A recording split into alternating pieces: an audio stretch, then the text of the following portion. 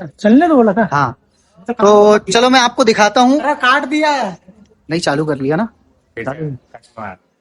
तो आपको दिखाता हूँ मैं आगे, मतलब ड्रेस कैसे चेंज हो रही है जो भी। कैमरा लेके अंदर अंदर है क्या वो? अंदर जाओ, कैमरा लेके। ठीक है दोस्तों, अपन अंदर चलते हैं और देखते हैं ना।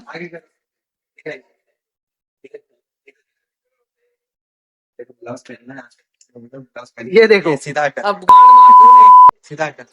ये देखो ड्रेस चेंज हो रही है, लड़की बना रहे भाई। तो ये सब चीजें करना पड़ता है यार, बहुत मेहनत लगती है भाई साहब।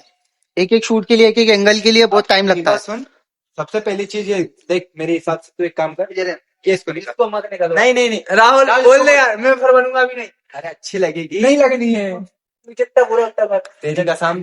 तो यही चलता है भाई दिन भर, समझ में नहीं आता किसको क्या पहना है। अब वो उसको शर्म आ रही है भाई। ठीक है चलो ठीक है, डालते हैं वीडियो और आपको दिखाते हैं, दिखाना कैसे लगेगा आपको वीडियो। ठीक है भाई राम भैया। एक number. Follow follow follow please support. बोलो सब्सक्राइब एंड शेयर करें हमारे ज्यादा से ज्यादा वीडियो को।